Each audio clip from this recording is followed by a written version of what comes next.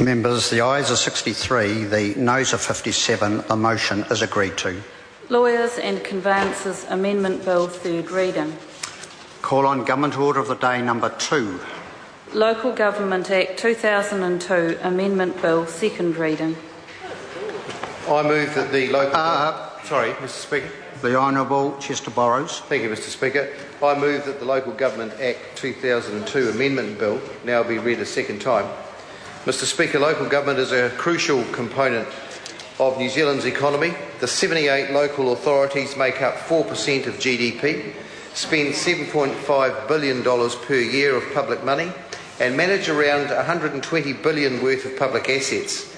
But behind these numbers, the simple fact is that most New Zealanders are affected by the decisions and actions of their council on a daily basis, and are certainly affected when they receive their quarterly rates bills. That's right.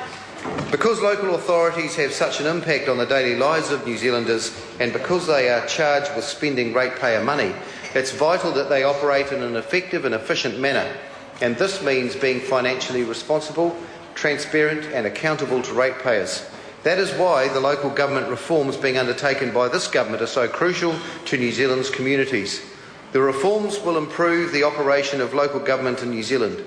They will focus local authorities on operating more efficiently and effectively by doing things that only they can do. The reforms will encourage local authorities to reduce red tape and compliance, minimise rates for households and businesses, lower council debt and provide high-quality infrastructure at the least possible cost. Mr Speaker, these reforms are not about bashing councils or imposing constraints on local democracy as suggested by opposition members.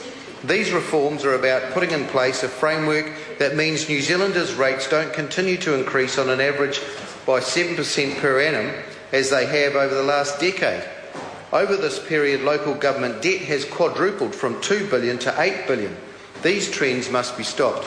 These reforms are about ensuring that ratepayers are not put in situations that the Kaipara District Council ratepayers are currently in, where a council with a population of 18,000 runs up a debt of $80 million, and the community is left with crushing rates increases as a result. These reforms are about ensuring that communities can decide how they want to structure their local governance arrangements. Since 1989, no local government reorganisation has taken place under the existing rules. It's a nonsense to suggest that circumstances have not changed in the last 24 years, or that communities have not wanted to change. The fact is that the barriers for communities to effect change have been too high. Mr Speaker, this bill marks the first phase of the government's program for reform of local government sector. It amends the Local Government Act 2002 to refocus the purpose of local government, introduce financial prudence requirements, strengthen council governance and streamline local authority reorganisation procedures. And the Select Committee received over 500 submissions on a bill from individuals, organisations and local authorities. The level of interest was significant. I am therefore disappointed that the opposition members on the committee turned down an offer to work constructively on this bill and the disregard they showed for many constructive submissions. An offer was made by the Chair to put some of the contentious parts of the bill to one side and constructively engage on the rest. Unfortunately, this offer was not taken up. As a result, the bill is returned to the House largely unchanged. Because of the committee's inability to agree, I will be tabling a supplementary order paper during the committee stages of the bill that will pick up on many of the good ideas from submitters and address the issues that they raised. These include making it easier for communities to exercise their vote in a poll by changing the petition requirements needing 10% of voters in any affected territorial authority area, and to increase the number of days allowed to complete the petition from 40 to 60 days. Further amendments in the SOP will provide clarity around the circumstances when the government might consider using the assistance and intervention framework, and provide for a more flexible structure for communities to reorganise their local governance arrangements should they wish to do so. The proposal will enable some regions to utilise a two-tier structure that would deliver the most effective local governments for the community. The few amendments the committee has recommended clarify the bill's intent and improve its operation, and the government will be supporting them. Mr Speaker, one area of the bill that the Government will not be proposing change is to the purpose statement.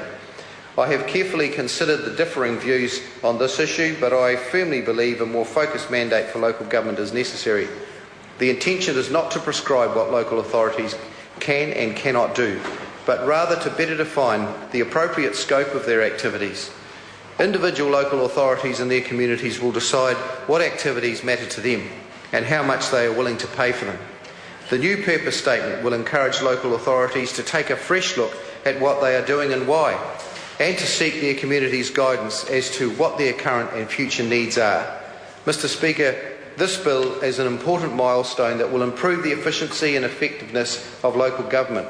It will provide the right settings for the local government sector to play its part in growing New Zealand's economy. It will develop vital reforms to benefit our communities, businesses, industries and households for many years to come, and I commend the bill to the House. The question is that the motion be agreed to. Mr Speaker. The Honourable Annette King.